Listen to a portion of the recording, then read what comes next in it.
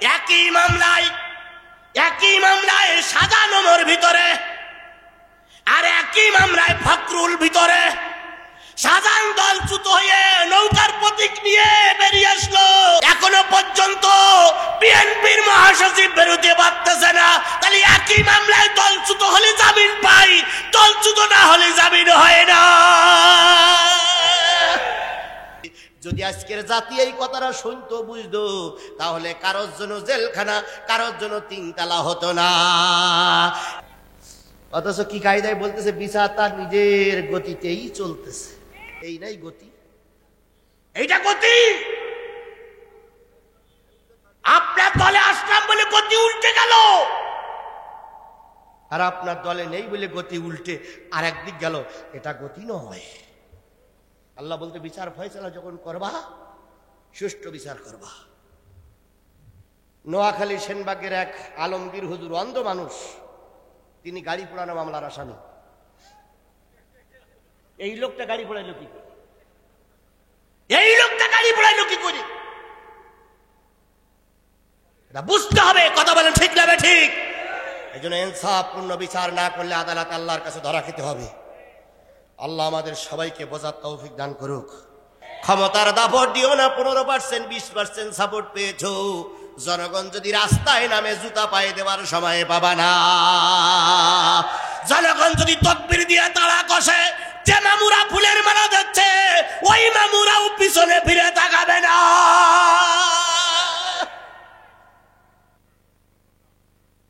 বেশি মাতবারি দেখাইও না। চিরকাল ক্ষমতা থাকে না। কথা বলে ঠিক না ঠিক? কত নেতা গেল, কত নেতা আসলো। আজকে যদি অহংকার হও, একদিন তুমিও থাকবে না, জনগণ ঠিকই থাকবে। সবাই ভোটে দাঁড়াইলে ভোট দিয়েন না, যার হক তারে দেন। সব লোকের ভোট দিলে কিছু উপকার হবে না। আপনাদের কাহালুতি এক লোক শুধু ভোটে দাঁড়াইয়াই যাচ্ছে। আল্লাহ ভালো জানে লজ্জা শরম আছে না নাই। কখনো জামানা থারায়, কখনো কিছু ভোট পায়, কখনো টোকাই বাস টোকাই গিরি করে, তারপরও কয় আমি হাল ছাড়ব না। মানি লোকের মান জুতুলু যায় না। ওইদিকে নাই গেলাম রাজনীতি কথাবার্তা বলে, কিছু লোকের মুখ টুক কালো হয়ে যাচ্ছে। আমি তো বুঝি রে ভাই, বুঝি। আমিও চিন্তা করি যে আজকে সব অনেক লোক অনেক ঘাটিয়ে আছে, আজকে একটু হালকা করি বলবো। যেদিন মনে করি হালকা করবো, সেই দিন আরো বেশি হয়ে যায়। এইবার তো মূল খেলা, ভোট গণনার সময় তো মূল হয়। এতক্ষণ তো ভোট দেওয়া, এইবার তো গণনা শুরু। এইবার দেখা যাবে 15% না 20% না 28% না 40%। এইবারই তো শুরু, শেষের মার আসল ভাই। আমার ভাইয়েরা বসেন ভাই, দোয়া করবেন ইনশাল্লাহ। আমি 12টার উপরে যাবো না, 12টার ভিতরে শেষ করবো ইনশাল্লাহ। ওয়ান বললেও আমি হবে। আচ্ছা, দয়া করে আমার মোনাজাতে শরীক হবেন। আমি যেটা বলি সেটা হলো, আল্লাহ মুসাফিরের দোয়া কবুল হয়। নিঃসন্দেহে আমি একজন মুসাফির। মাজলুমির দোয়া কবুল হয়। জালেমরা যখন জুলুমি করে, মাজলুমির দোয়া কবুল হয়। আমি একজন মাজলুম ব্যক্তি, নিঃসন্দেহে আমার দোয়া কবুল হবে। আল্লাহ রসুল বলেছেন, 3 ব্যক্তি কিয়ামতের দিন সুপারিশ করে তার অনুসারীদের জান্নাতে নিয়ে যাবে। তার ভিতরে নবী, সিদ্দিক, আলেম। নবী, শহীদ, আলেম। আমাকে নিশ্চয়ই আপনারা আলেম বলে মনে করেছেন বলে তো কোরআন হাদিস বলার সুযোগ করে দিয়েছেন। আমি একজন মাজলুম, আমার দোয়া কবুল হবে, আল্লাহ ফিরাই দেবেন। আমি অনেক পরীক্ষা করে দেখেছি, অনেকে আমার সঙ্গে 2 নম্বরই করেছে, অনেকে আমাকে জুলুম করেছে, অত্যাচার করেছে। যা দোয়া করেছে হাড়ে হাড়ে কাজে লেগেছে। এই বগুড়ায় প্রমাণ আছে, বগুড়ায় প্রমাণ আছে, বগুড়ায় প্রমাণ আছে। আমি ওই দিকে যাচ্ছি না, কাউকে ছোট করবো না, শুধু আমার কথাটা শেষ করতে দে, শেষ করি। আমার ভাইয়েরা, আবু বকর মনে করলেন চাবি আমি পাবো, ওমর মনে করলেন চাবি আমি পাবো, আলী মনে করলেন আমি চাবি পাবো। কিন্তু আল্লাহ বললেন না, সবাই ভোটে দাঁড়ালি ভোট দেওয়া যাবে না। জাতীয় সংসদে দিয়ে জনগণের কে কল্যাণ করতে পারবে বাছাই করে নাও। টাকার লোভে ভোট দিয়ে জাতীয় সংসদটা কলঙ্কিত করো না। কিছুদিন আগে দেখেছিলাম জাতীয় সংসদে একটা গায়ক খানার গান খানার মজলিস হয়ে গেছে, যেখানে মুমতাজের মতন অপবিত্র নারীরা গান গেয়েছে। আবার এবার চাঁপাইনবাবগঞ্জের মাহিয়া মাহি ট্রাক নিয়ে গান গাইতে চাইছিল, কিন্তু ওনার টেরাক উল্টে গেছে। এই জন্য যার হক তাকে দেন। ওই জাতীয় সংসদে কি বলে হিরো আলম যেতে পারবে না, রিহু ভাই যেতে পারবে, বুঝে নেন। যার হাতে দায়িত্ব দিলে দেশের কল্যাণ হবে, ইসলামের কল্যাণ হবে, জাতির কল্যাণ হবে, সমাজের কল্যাণ হবে, তাকে দেন। যে কোনো লোককে ভোটটা দিয়ে ভোট নষ্ট করেন না, কারণ ভোট একটা পবিত্র আমানত। আমার ভাইরা, আল্লাহ নবী সাল্লাল্লাহু আলাইহি সাল্লাম বলেন, বেলাল কি খবর? ওই তালা মারা। তাহলে কি করতে হবে? খোলা তো যাবে না, চাবি তো নাই। ওসমান ইবনে তালাহা এই অবস্থা দেখে চাবি নিয়ে ভেগেছে। শুকরিয়া অনেকক্ষণ থাকার জন্য। জি চুপ, জিহাদির খেলতে দেন। আপনারা দর্শক হয়ে থাকেন, জিহাদি খেলুক। জিহাদি মাঠের থেকে হেরে যাওয়া বাচ্চা নয়। মাঠে আমরা খেলার জন্যই শপথ নিয়েই নেমেছি। বাড়ির থেকে বাচ্চার কাছ থেকে বিদায় নিয়েই এসেছি। মরলে শহীদ, বাঁচলে গাজী। কথা বলেন ঠিক না বে ঠিক? তবু ময়দান ছেড়ে পালানোর জন্য রাজি নয়। আমি আবারও বলেছি, যদি খেলতে হয় ভালো পার্টির সঙ্গে, শক্তিশালী পার্টির সঙ্গে খেলো। এক ক্লাসে 2 জন ছাত্র, তো একজনের হয়েছে 1 রোল আর একজনের হয়েছে 2 রোল। তো বাড়ি যেয়ে বলতে, মা এবার আমার 2 রোল হয়েছে, আমি সেকেন্ড বয়। তা বলতেছে, তুই তো সব ক্লাসে ফেল করিস, তো এবার 2 রোল হইল, তোর ক্লাসে ছাত্রছাত্রী কয়জন? তা বলতেছে, মা আমি আর আব্দুল করিম চাচা ছেলে আব্দুল রহিম। মা তখন বলছে, ছেলে 2 জন, তা তো 2 রোল হবে না, তো 3 রোল হবে। কি কায়দায় খেলা করে বলতে, আমরা বিশাল জিতে গেছি। মাঠে আছে 2 জন, তো তোমরা জেতপার, এরাই বিরোধী দল হবে, তাছাড়া হাত তো কেউ নেই, তো জেতপালাতে কনে যাবা?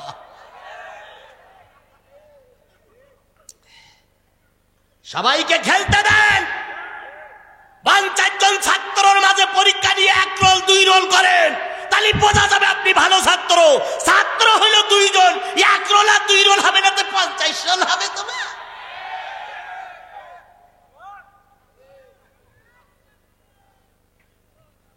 আল্লাহ, বেশি আছেন তো আপনারা? আমারে ভেলাই রেখে চলে যাবেন আপনারা? মাশাআল্লাহ। আসলে আপনারাও বাঘের বাচ্চা, আমি হলাম নরমাল হয়ে গেছি নাকি? নরমাল আমি হতে পারবো না। বগুড়ার মাহফিলে আমার দাওয়াত করলু ভালো, না করলু ভালো, করলি সুবহানাল্লাহ, না করলে আলহামদুলিল্লাহ, তবে নরমাল হওয়ার কোনো সুযোগ নেই। কি হবে? কি হবে? কিচ্ছু হবে না, শেষ পর্যন্ত মৃত্যু হবে। কথা বলেন ঠিক না বেটি? আর মৃত্যুর জন্য ইমানদারেরা সবসময় তৈরি, কারণ আমরা ময়দানে মরলে শহীদ, বাঁচলে গাজী। আর আমি প্রতিটা নামাজে দোয়া করি, আল্লাহ এরকম ওয়াজ করব, 4-5 থেকে গুলি করে আমাকে মারবে, আমি এই মৃত্যু চাই। গোটা বিশ্বের মানুষ বুঝবে জিহাদি কোরআনের হক কথা বলতে দিয়ে বাতিলদের গুলি খেয়ে মারা গেছে। আমার পরিবারও তাতে খুশি, দেশের মানুষ আমার জন্য দোয়া করবে, ওটাই আমার জীবনের সবচেয়ে বড় পাওয়া। কথা বলেন ঠিক না বেটি? আমি ক্যান্সারে মরতে চাই না, আমি জ্বরে আক্রান্ত হয়ে মরতে চাই না, আমি ডায়াবেটিসে ধুকে ধুকে মরতে চাই না, আমি বহুমাত্রিক রোগে আক্রান্ত হয়ে মরতে চাই না, আমি আল্লাহর কোরআনের কথা বলতে যেয়ে রাজপথে শহীদ হতে চাই, মঞ্চে কথা বলতে যেয়ে গুলি খেয়ে মরতে চাই। এই মৃত্যু আমার জীবনের সবচেয়ে বড় চাওয়া এবং বড় পাওয়া। আমি বাতিলের কাছে মাথা নত করে মরতে চাই না। আপনারা এই এতটুকু দোয়া আমার জন্য করতে পারবেন না? যারা ময়দান ছেড়ে চলে যাচ্ছে ওরা কাপুরুষ। ময়দানে তো বগুড়ার লোক থাকে, এটা আমার আগের থেকে জানা আছে। বগুড়ার লোক বুক দেয়, বগুড়ার লোক পিঠ দেয় না। হয়তো ক্ষণিকের জন্য একটু নরমাল হয়ে গেছে, কিন্তু বগুড়া নরমাল হয়নি। বগুড়া যা ছিল তাই আছে। আমার ভাইয়েরা,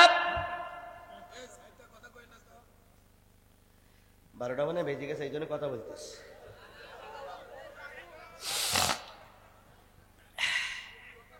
আচ্ছা, আপনারা যে বসে আছেন আর কতগুলো লোক দাঁড়ায় আছে দেখেন তো, এরপরে আপনারা হইসই করেন কে? আল্লাহ কবুল করুক। আজকের মাহফিলে পেশাব করতে কেউ উঠতেছে না, আসলে আপনাদের ধন্যবাদ। অন্যদিন 2টা পেশাব করতে ওঠে, এইবার মানে স্মরণ করাই দিলাম নাকি? এইবার মানে উঠবেন নাকি? না 12টা পর্যন্ত ওটা যাবে না, 12টার পর উঠলে আমি ছেড়ে দেবো ইনশাল্লাহ। তো 12 কত মিনিট হয়ে হুজুর, কত মিনিট? হ্যাঁ, আর আর আর 15 মিনিট। আমার ভাইয়েরা, আচ্ছা আপনারা যে আমার বেশি করে চাপ দেন 1টা পর্যন্ত, প্রতি রাত্রি যদি 1টা পর্যন্ত যদি কথা বলতে, কালকে তো আমার দম বেরোবে না, এমনিতেই মরে যাবো। মেলা দিন পরে না, অনেক এই কেউ দিন আগে করে গেলাম এই পাশে একজনে, মেলা দিন পরে পাইছেন কথা। আমার ভাইয়েরা, যে জিনিসটা বুঝাতে চাচ্ছিলাম সেটা হলো, আল্লাহর নবী বললেন বেলাল আজান দাও কের ভিতরে, কিন্তু কাবায় কি মারা, তালা মারা, চাবি নাই। নবীজি বললেন বেলাল কি করা যায়? ইয়া রাসূলুল্লাহ আপনি বলেন। নবীজি বললেন বেলাল কাবার উপরে উঠে আজান দাও। হযরত বেলাল সাহাবীদের কাঁধের পরে ভর করে কাবার চত্বর, কাবার ছাদের পরে উঠলেন। কাবার ছাদের পরে উঠে বেলাল আজান দিতে শুরু করলেন, আল্লাহু আকবার, আল্লাহু আকবার, আল্লাহু আকবার, আল্লাহু আকবার, আশহাদু আল্লা ইলাহা ইল্লাল্লাহ,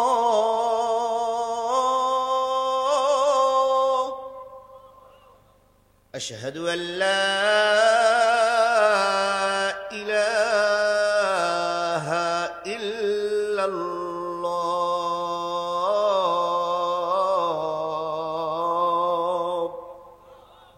আশহাদু আন্না মুহাম্মাদার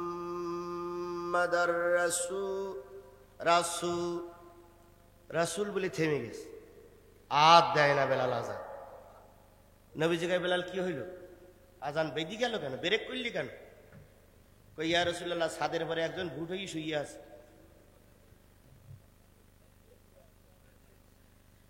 ছাদের পরে একজন ভূত হয়ে শুয়ে আছে। নবীজি বললেন বেলাল ওর কাছ দেখি শোনো দিন, ওর নাম কি? বেলাল আজান দেওয়া বাদ দিচ্ছি, পাত দিকে না, ও ভাই, ভাই, ও ভাই, সমস্ত শরীর নড়ে কিন্তু চোখ খোলে না। ও কিন্তু আসলে ঘুমোচ্ছে না, ও জেগে ঘুমোচ্ছে। ওই লোকটাই কিন্তু সেই চাবিওয়ালা। কিওয়ালা? চাবিওয়ালা। মনের তালা খুললো কে, সে যে এক চাবিওয়ালা। কে গান শোনেননি আপনারা? মনের তালা খুললো কে, সে যে এক চাবিওয়ালা, চাবিওয়ালা। কে তুমি? কিছুই বলে না। ঠ্যাং ধরে নাড়া দিলে মাথা পর্যন্ত নড়ে। কিরে ভাই মরে গেছো না বেশি আস? কিছুই বলে না। নবীজি বলেন বেলাল খবর কি? ইয়া রাসূলুল্লাহ কথাও বলে না, উঠেও বসে না, নড়াচড়াও করে না। নবীজি বলেন বেলাল একটু মাথাটা উঁচু করে ধরো তো, চেহারা দেখেছে না যায় কিনা।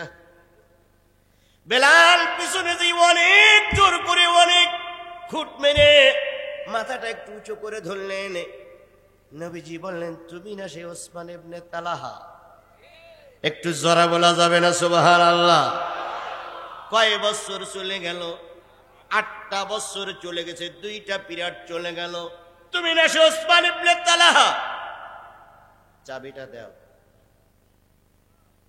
কি দাও? চাবিটা দাও।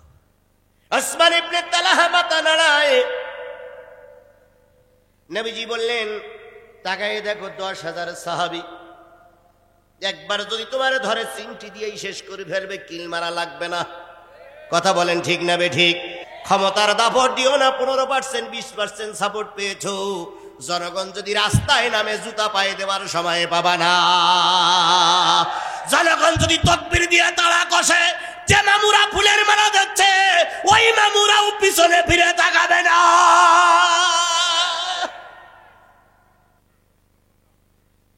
বেশি মাতবারি দেখাইও না, চিরকাল ক্ষমতা থাকে না। কথা বলে ঠিক না বে ঠিক? কত নেতা গেল, কত নেতা আসলো। আজকে যদি অহংকার হও, একদিন তুমিও থাকবে না, জনগণ ঠিকই থাকবে। হয়ে পর্যন্ত কোরআন হাদিসের মাহফিল চলছে, বন্ধ করতে যেও না। কোরআনে হাত দিলে নিজের হাত পুড়ে যাবে, কোরআন হাদিসের কিচ্ছুই হবে না। 10,000 সাহাবী আছে, লাগাই দেব, কিছুই কয় না। নবীজি বললেন ওমর কই তুমি? লাব্বাইক ইয়া রাসূলুল্লাহ। চাবি দিতে চাচ্ছে না, কি করা যায়? ওমর বলছে এই বেলাল আমার দিক তাকাইতে। তো বেলাল ওমরের দিকে তাকাইতে বলছে আমার চিনিস, আমার চিনিস, আমি যে পথ দিয়ে হাঁটি সে পথে শয়তানও হাঁটে না, আমার চিনিস? ওসমান ইবনে তালহা বলতে হ্যাঁ চিনি। চাবি দিবি না আশা লাগবে? কিছুই কয় না। আলী, দুই ভাই যে যাওয়া লাগে, শক্তর ভক্ত নরমের জম যাওয়াই লাগে। হযরত ওমর যখন যাওয়ার জন্য প্রস্তুতি নিচ্ছে, ওসমান ইবনে তালহা চাবিটা বের করে দিয়ে বলতেছি ইয়া রাসূলুল্লাহ নেন চাবি। চাবিটা নবী নিলেন। চাবি নবী নেবার পর নিজের হাতে কাবার তালা খুললেন। ভিতরে কতগুলো মূর্তি, 360টা মূর্তি এখনো সোজা দাঁড়িয়ে আছে। নবীজি একখানা লাঠি নিলেন, মূর্তির মাথায় আঘাত করলেন। জাল হাক্কু ওয়া জাহাকাল বাতিল ইন্নাল বাতিলা কানা যাহুকা।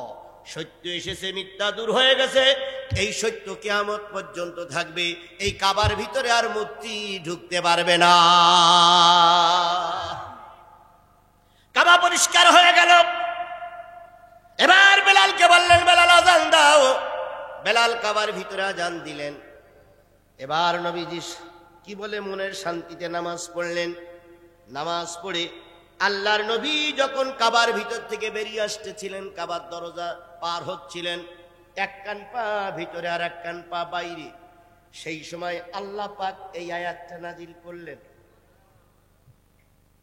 আল্লাহ, এতক্ষণ কি আমি বুঝাতে পেরেছি এই আয়াতটা কোন প্রেক্ষাপটে কিভাবে নাজিল হলো? এতক্ষণ ধরে এই কথাগুলো বললাম, আপনাদের কি বুঝে এসেছে, ধারণা এসেছে? এই আয়াত আল্লাহ নাজিল করে দিয়ে বললেন ইন্নাল্লাহা ইয়ামুরুকুম আন তুআদ্দুল আমানাতি ইলা আহলিহা। নবী গো, এই কাবার চাবি তোমার কাছে একটা পবিত্র আমানত। কাবার চাবি তোমার কাছে একটা পবিত্র কি আমানত। এই আমানতটা তাকেই দাও যে ব্যক্তি এই আমানত ধরে রাখার উপযুক্ত। আমি আল্লাহ আদেশ করতেছি আমানতটা তাকেই দাও যে আমানতের হকদার। আর আল্লাহ রাসূল বলেছেন লা ঈমানা ইল্লা মা আমানাতা লাহু ওয়ালা সালাতা লিমান লা তুহুরা লাহু ওয়ালা দীনা লিমান লা সালাতা লাহু ইন্নামা মাউদিউস সালাতা মিনাদ দ্বীন কামাউদিউর রাসি মিনাল জাসাদি। নিশ্চয়ই যার আমানতদারি নেই তার ঈমান নেই, যার পবিত্রতা নেই তার নামাজ নেই। নিশ্চয়ই এই ঘাড়ের সঙ্গে শরীরের যেমন সম্পর্ক, নামাজের সঙ্গে উজুরও তেমন সম্পর্ক। উজু না থাকলে নামাজ থাকে না, শরীর না থাকলে বডির যেমন দাম নাই, নামাজ না থাকলে মুসলমানের কোনো দাম না। চাবিটা নিয়ে রসুল বেরিলেন। আবু বকর হাত উঁচু করে বলছে আসলে চাবিটা আমাকে দেন। ওমর বলতেছে চাবিটা আমাকে দেন। নবীজির এক পা ভিতরে এক পা বাইরে। চাবি নিয়ে আল্লাহ নবী যখন দাঁড়িয়ে আছেন, জিবরিল বললেন যে ব্যক্তির পাওনাদার তাকেই দেন। সবাই ভোটে দাঁড়াইলে ভোট দিয়েন না, যার হক তারে দেন। সব লোকের ভোট দিলে কিছু উপকার হবে না। আপনাদের কাহালুতি এক লোক শুধু ভোটে দাঁড়াইয়াই যাচ্ছে। আল্লাহ ভালো জানে লজ্জা শরম আছে না নাই। কখনো জামানা থারা, কখনো কিছু ভোট পায়, কখনো টোকাই বাস টোকাই গিরি করে, তারপরেও কয় আমি হাল ছাড়ব না। মানি লোকের মান জুতুলু যায় না। ওইদিকে নাই গেলাম রাজনীতি কথাবার্তা বলে কিছু লোকের মুখ টুক কালো হয়ে যাচ্ছে। আমি তো বুঝি রে ভাই, বুঝি। আমিও চিন্তা করি যে আজকে সব অনেক লোক অনেক ইয়ে আছে, আজকে একটু হালকা করি বলবো। যেদিন মনে করি হালকা করবো সেই দিন আরো বেশি হয়ে যায়। এইবার তো মূল খেলা, ভোট গণনার সময় তো মূল হয়। এতক্ষণ তো ভোট দেওয়া, এইবার তো গণনা শুরু। এইবার দেখা যাবে 15% না 20% না 28% না 40%। এইবারই তো শুরু, শেষের মার আসল ভাই। আমার ভাইয়েরা বসেন ভাই, দোয়া করবেন ইনশাল্লাহ। আমি 12টার উপরে যাবো না, 12টার ভিতরে শেষ করবো ইনশাল্লাহ। ওয়ান বললেও আমি হবে।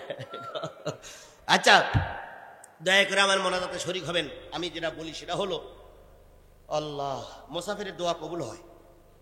নিঃসন্দেহে আমি একজন মুসাফির। মাজলুমির দোয়া কবুল হয়। জালেমরা যখন জুলুমি করে মাজলুমির দোয়া কবুল হয়। আমি একজন মাজলুম ব্যক্তি, নিঃসন্দেহে আমার দোয়া কবুল হবে। আল্লাহ রসুল বলেছেন, 3 ব্যক্তি কিয়ামতের দিন সুপারিশ করে তার অনুসারীদের জান্নাতে নিয়ে যাবে। তার ভিতরে নবী, সিদ্দিক, আলেম। নবী, শহীদ, আলেম। আমাকে নিশ্চয়ই আপনারা আলেম বলে মনে করেছেন বলে তো কোরআন হাদিস বলার সুযোগ করে দিয়েছেন। আমি একজন মাজলুম, আমার দোয়া কবুল হবে, আল্লাহ ফিরাই দেবেন। আমি অনেক পরীক্ষা করে দেখেছি, অনেকে আমার সঙ্গে 2 নম্বরই করেছে, অনেকে আমাকে জুলুম করেছে, অত্যাচার করেছে। যা দোয়া করেছে হাড়ে হাড়ে কাজে লেগেছে। এই বগুড়ায় প্রমাণ আছে, বগুড়ায় প্রমাণ আছে, বগুড়ায় প্রমাণ আছে। আমি ওইদিকে যাচ্ছি না, কাউকে ছোট করবো না, শুধু আমার কথাটা শেষ করতে দে, শেষ করি। আমার ভাইয়েরা, আবু বকর মনে করলেন চাবি আমি পাবো, ওমর মনে করলেন চাবি আমি পাবো, আলী মনে করলেন আমি চাবি পাবো। কিন্তু আল্লাহ বললেন না, সবাই ভোটে দাঁড়ালি ভোট দেওয়া যাবে না। জাতীয় সংসদে দিয়ে জনগণের কে কল্যাণ করতে পারবে বাছাই করে নাও। টাকার লোভে ভোট দিয়ে জাতীয় সংসদটা কলঙ্কিত করো না। কিছুদিন আগে দেখেছিলাম জাতীয় সংসদে একটা গায়ক খানার গান খানার মজলিস হয়ে গেছে, যেখানে মুমতাজের মতন অপবিত্র নারীরা গান গেয়েছে। আবার এবার চাঁপাইনবাবগঞ্জের মাহিয়া মাহি ট্রাক নিয়ে গান গাইতে চাইছিল, কিন্তু ওনার ট্রাক উল্টে গেছে। এই জন্য যার হক তাকে দেন। ওই জাতীয় সংসদে কি বলে, হিরো আলম যেতে পারবে না, রিহু ভাই যেতে পারবে, বুঝে নেন। যার হাতে দায়িত্ব দিলে দেশের কল্যাণ হবে, ইসলামের কল্যাণ হবে, জাতির কল্যাণ হবে, সমাজের কল্যাণ হবে, তাকে দেন। যে কোনো লোককে ভোটটা দিয়ে ভোট নষ্ট করেন না, কারণ ভোট একটা পবিত্র আমানত।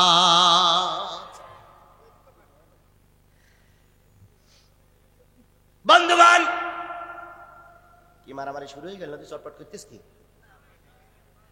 বন্ধুগণ, নবী চাবি নিয়ে দাঁড়িয়েছেন, সাহাবীরা বলতেছে চাবি আমাকে দেন। আল্লাহ নবী বললেন, সেই চাবিওয়ালা কই? হই হই রই রই ওসমান ইবনে তালহা গেল কই? ওসমান ইবনে তালহা চাবিটা দিয়ে ছাদের পর থেকে নেমে ভয়ে পাহাড়ের একটা বড় সুড়ঙ্গের ভিতরে বডিটা ভিতরে ঢুকিয়ে মাথাটা বাইর করে শিয়ালের মতন তাকায়, হুজুররা কখন চলে যাবে, হুজুররা কখন চলে যাবে, হুজুররা কখন চলে যাবে। ঠিক সেই সময় আল্লাহ নবী বললেন, সে চাবিওয়ালা কই? হুজুর 10,000 লোক খুঁজতেছে, পায় না। নবী বললেন, আলী, ওই পাহাড়ের পাদদেশে দেখো একটা সুড়ঙ্গ পথ আছে, ওখান দিয়ে ওসমান ইবনে তালহা বলে ডাক দাও, বেরিয়ে আসবে। আলী যেই বলতে, চাবিওয়ালা বেরিয়ে এসো, নবী তোমার খোঁজে। বলেন, ওর বুকি পানি আছে? যে চাবি 8 বছর আমি বই বেড়াইছি, নবীরে দেইনি। 10,000 লোক নিয়ে আসলো, তারপরে মাতবাড়ি করে ছাদের পর উঠলাম, দিলাম না। এখন বলে চাবিওয়ালা বেরিয়ে এসো, নবী তোমার খোঁজে। ওর কাপড় চোপড় নষ্ট হয়ে যাওয়ার কথা না? ও তখন বলতে, ভাই সেদিন আমি চাবি চাইছিলাম, ভাই বিশ্বাস কর, চাবি আমি চাইছিলাম, কিন্তু তারা দেয়নি। তাহলে ও এখন কায়া পাল্টাচ্ছে না? যদি এই সমাজ পরিবর্তন হয়, আজকে যারা মুনাফিক করছে দেখবেন ওরাই সামনে এসে একই কথা বলবে। আমরা আপনাদের দলে থাকতে চাইছিলাম, কিন্তু চাকরির জন্য থাকতে পারিনি। আমরা চাইছিলাম যে হক কথা বলবো, ইমামতি চলে যায় বললে আমরা হক কথা বলতে পারিনি। চিন্তা করবেন না, আমরা আপনাদের সঙ্গেই ছিলাম, সঙ্গেই ছিলাম। 10-15 বছর আগে যারা হক কথা বলতো, প্রায় হুজুররা এখন মুখে তালা লাগাই বসে আছে। কেউ বা চাকরির ভয়ে, কেউ বা ইমামতির ভয়ে, কেউ বা মামলা খাওয়ার ভয়ে, কেউ বা ঘর বাড়ি ছাড়ার ভয়ে। কথা বলেন ঠিক না বেঠিক? ওর বক্তব্য একই, আমি চাবি দিতে চাইছিলাম কিন্তু নেতারা দিতে দেয়নি। আচ্ছা যা হোক, তুমি রসুলের সামনে চল, রসুল বসবে। আলী, তুমি যে একটু ম্যানেজ করে নাও, কারণ 10,000 সাহাবী যদি একবার করে চিমটি দেয়, তাহলে আমার তার পায়খানা করতে যাওয়ার সময় লাগবে না, তার আগেই কাগজ সবর নষ্ট। ওসব কিছু বুঝিনি, তুই সহজে যাবি না জোরে যাবি? রসুল ডেকেছে, যাওয়া লাগবে। ওসমান ইবনে তালহা চিন্তা করলেন, জাগতিক নেতার মতন আমার নেতা নয়, মোহাম্মদ জাগতিক নেতার মতন নয়, সত্য কথা বলবো, হয়তো মোহাম্মদ সব বুঝবে সাল্লাল্লাহু আলাইহি সাল্লাম। আস্তে আস্তে করে ভয়ে কাঁপতে কাঁপতে নবীর সামনে আসলেন। নবী বললেন, চাবি নাও, চাবিটা তুমি নাও। ইয়া রাসূলুল্লাহ, আমি তো আপনার দলের লোক না, আমি তো মুসলমান না। ওই মুসলমান না হলে কি হবে? আল্লাহর হুকুম হচ্ছে চাবিটা তোমার কাছেই থাকবে। সুবহানাল্লাহ বললেন না? এর নাম ইসলাম, এর নাম মুসলমান। কথা বলেন ঠিক না ঠিক? এর নাম ইসলামী আন্দোলন, এর নাম ইসলামী আন্দোলনের নেতা এবং কর্মী। আমরা কখনো প্রতিশোধে বিশ্বাস করি না, আমরা ক্ষমায় বিশ্বাস করি। কথা বলেন ঠিক না ঠিক? এই জন্য ক্ষমার চাইতে মহা গুণ আর কিছু থাকতে পারে না। ক্ষমার আদর্শ নিয়ে আমাদের চলতে হবে। কথা বলেন ঠিক না ঠিক? আমার ভাইয়েরা, যে জিনিসটা বোঝাতে চাচ্ছিলাম, নবীজি চাবিটা দিয়ে দিলেন। চাবিটা নিয়ে ওসমান ইবনে তালহা একবার দয়ার নবীর দিকে তাকায়, একবার চাবির দিকে তাকায়, একবার কাবার দিকে তাকায়। দুই চোখ বেয়ে বেয়ে পানি পড়তেছে। কত না নবীর বদনাম শুনেছিলাম, কত না নবীর বিরুদ্ধে কথা শুনেছিলাম, কিন্তু আজকে নিজের চোখে প্রমাণিত হলো, মহৎ লোক যদি একজন থাকে তিনি হচ্ছেন আল্লাহর নবী। থমকে দাঁড়ায় গেলেন। নবী বলেন, ওসমান ইবনে তালহা দাঁড়ালে কেন? ইয়া রাসূলুল্লাহ, জাগতিক সব নেতারা কেউ মারা গেছে, কেউ চলে গেছে। আপনি চাবিটা নিলেন, মনে করেছিলাম চাবি আর আমার কাছে ফিরাই দেবেন না, কিন্তু আমি দেখলাম আপনি গোটা কুল কায়নাতের জন্য রহমত। আপনার কাছে দল বিদল বলে কোনো কথা নয়, আপনি সকলের জন্য নবী। এই জন্য দয়া করে আর অন্য ধর্মে আমাকে রাখবেন না, আমাকে ঈমানের কালেমা পড়াই মুসলমান বানায়া দেন। লা ইলাহা ইল্লাল্লাহু মুহাম্মাদুর রাসূলুল্লাহ। লা ইলাহা, লা ইলাহা, লা ইলাহা, লা ইলাহা, লা ইলাহা ইল্লাল্লাহু মুহাম্মাদুর রাসূলুল্লাহ। তাহলে আয়াতটা কোন পরিপ্রেক্ষিতে নাজিল হলো বোঝা গেছে। এবার আয়াতটা ছোট্ট ব্যাখ্যা করি। সেটা হলো, নিশ্চয় আল্লাহ হুকুম করতেছেন আমানত প্রকৃত লোকদের কাছে পৌঁছে দাও। ওয়াইজা হাকামতুম বাইনান নাস, তোমাদের ভিতরে যখন বিচার ফয়সালা করবে, ইনসাফপূর্ণ ন্যায়ের পক্ষে বিচার করো। হোক সে দলের লোক, হোক সে বিপক্ষের লোক। দলের লোকের পক্ষে একরকম বিচার, বিপক্ষের লোকের জন্য একরকম বিচার। এমনটি যদি হয়, তুমি আর যাই হও মুসলমান হতে পারবা না। ইন্নাল্লাহা নি'মা ইয়াযিকুম বিহি, নিশ্চয় আল্লাহ পাক এই ওয়াজ জাতিরে করে শোনাচ্ছেন, যাতে করে তারা শোনে এবং বোঝে। রব্বি মিন কুল্লি জামবিন ওয়া আতুবু ইলাইহি, লা হাওলা ওয়ালা কুওয়াতা, চেয়ারম্যান আইছে, লা হাওলা ওয়ালা কুওয়াতা ইল্লা বিল্লাহিল আলিয়্যিল আযীম। আল্লাহুম্মা আমিন। রব্বানা যালামনা আনফুসানা ওয়া ইন লাম তাগফির লানা ওয়া তারহামনা লানাকুনান্না মিনাল খাসিরিন। রব্বানা ইন্নানা আমান্না ফাগফির লানা যুনুবানা ওয়া কিনা আযাবান নার। আল্লাহুম্মা রাব্বিরহামহুমা কামা রাব্বায়ানি সাগীরা ওয়া কুর রাব্বিরহামহুমা কামা রাব্বায়ানি সাগীরা। মহিয়ান গরিয়ান সর্বশক্তিমান আল্লাহ, তুমি তোমার কুদরতি নয়নে তাকায় দেখো, মাঠ ভরা মানুষ, হাজার হাজার মুসলমান নারী আর পুরুষ, অনেক লোক জায়গা না পেয়ে সেই প্রথম থেকে দাঁড়িয়ে আছে। এতক্ষণ অজ হলো, এখনো তোমার বান্দারা ফিরে যায় নাই, ঘরে যায় নাই।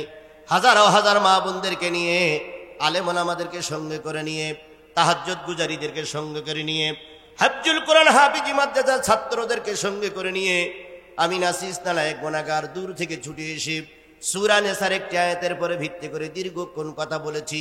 বক্তা শ্রোতাকে আল্লাহ তুমি কবুল করে নাও। এই কোরআনের মাহফিল আমাদের সকলের নাজাতের জরিয়া বানায়া দাও। 5টি মসজিদের সমন্বয়ে কোরআনের মাহফিল, আল্লাহ তাআলা এই মসজিদগুলোকে সমুন্নত রাখার জন্য যে যা দান করেছে সকল দাতার দানগুলো কবুল করে নাও। রব্বুল আলামিন, গভীর রজনীতে হাত তুলেছি, কখন জানি 12টা বেজে গেছে। আমাদের পরিবার থেকে যত মানুষ কবরবাসী হয়ে গেছে, আল্লাহ সকল মুদ্দার ব্যক্তিদের গুরের আযাবগুলো মাফ করে দাও। দাদা দাদি নানা নানি আত্মীয় স্বজন যারা বেঁচে আছে খেদমত করার তৌফিক দিয়ে দাও। বিশেষ করে জনম দুঃখী পিতা দুঃখিনী মা, আপনজন যারা হাসপাতালের বিছানায় অথবা বাড়িতে রোগ যন্ত্রণায় কাঁদতেছে, আল্লাহ তুমি ওদের সবাইকে শাফায়ে আজলা কামেলা দান করে দাও। আসমানের মালিক আল্লাহ, জমিনের মালিক আল্লাহ, এই মাহফিল আমাদের সকলের নাজাতের জরিয়া বানায়া দাও। আল্লাহ তাআলা আমার প্রিয় ভাই, এই ইউনিয়নের সুযোগ্য চেয়ারম্যান মেহেদী হাসান মেহেদী ভাই, লোকটি যুবক চেয়ারম্যানের দায়িত্ব পালন করছে, তোমার এই যুবক নেতাকে তুমি কবুল করে নাও। শফি ভাই এসে অনেকক্ষণ ছিল, আল্লাহ তাকেও তুমি কবুল করে নাও। রিফু ভাই আসতে পারিনি, আল্লাহ তুমি তাকেও কাজের দক্ষতা বাড়িয়ে দিয়ে এই বগুড়ার মাটিকে উন্নয়ন করার জন্য যা যা দরকার করার তৌফিক দিয়ে দাও। আর যাই হোক, আমরা সবাই বাংলাদেশি, এই বুঝ আমাদের সকলের হৃদয়ে পয়দা করে দাও। আল্লাহ যে যা দল করুক, তবু তো আমরা বাংলাদেশি, বাংলাদেশের মানুষ, আমরা বাংলাদেশের 18 কোটি মানুষকে আল্লাহ সঙ্গে সাথে নিয়ে প্রধানমন্ত্রী যেন চলতে পারে তৌফিক দিয়ে দাও। আল্লাহ তাআলা এই মাহফিল আগামী বছর হবে, হয়তো হওয়ার আগে অনেক লোক আমরা বিদায় হয়ে যাব। মাবুদ রে, যদি বিদায় হয়ে যাই, জান্নাতের সিঁড়িতে আমাদের সবাইকে পরিচয় করায় দিও। আমাদের সবাইকে আল্লাহ পরিচয় করাই দিয়ে জান্নাতের মেহমান হিসেবে কবুল করে নিও। রব্বুল আলামিন, তোমার কুদরতি পায়ে ধরে দোয়া করি মাবুদ, আলেম ওলামারা জেলখানায় বসে কাঁদতে, আমরা বাইরের আকাশে থেকে অশান্তিতে থাকি, আর ভিতরে কত কষ্ট যারা ভিতরে গেছে তারা ছাড়া জানে না। মাবুদ রে, সব আলেম ওলামাদেরকে আল্লাহ জেলখানার থেকে বেরিয়ে আসার তৌফিক দিয়ে দাও। যে সমস্ত আলেমগুলো বিদেশে আটকা পড়ে আছে তাদের দেশে আসার তৌফিক দিয়ে দাও। ধর্মের কথা বলতে দিয়ে, ইসলামের কথা বলতে দিয়ে যারা জীবন দিয়েছে শহীদ হিসেবে কবুল করে নাও। প্রশাসনের ভাইরা কষ্ট করে আমাদের মাহফিলটা পাহারা দিয়েছে, আল্লাহ তাদের পরিবারের পরে তুমি খাস রহমত নাজিল করে দাও। তাদের ছেলে মেয়ে বউ বাচ্চাকে আল্লাহ তুমি হেফাজত করো। আল্লাহ তারা নির্ভীক হয়ে দেশের জন্য কাজ করতে পারে তৌফিক দিয়ে দাও। আল্লাহ যার অন্তরের ভিতরে যে ব্যথাগুলো লুকায়িত আছে, সকলের অন্তরের অন্তঃস্থলে দোয়াগুলো কবুল করে নাও। কোন বান্দা কোন আশা নিয়ে হাত তুলেছে আমি জানি না, কোন মা বোন কোন ব্যথা নিয়ে আমি হাত তুলেছে আমি জানি না। ওই মুসাফির দোয়া করতেছে, আল্লাহ সকল মা বোনদের মনোবাঞ্ছা পূর্ণ করে দাও। সকলকে আল্লাহ তুমি হেফাজত করো, সকলকে আল্লাহ তুমি হেদায়েত দাও।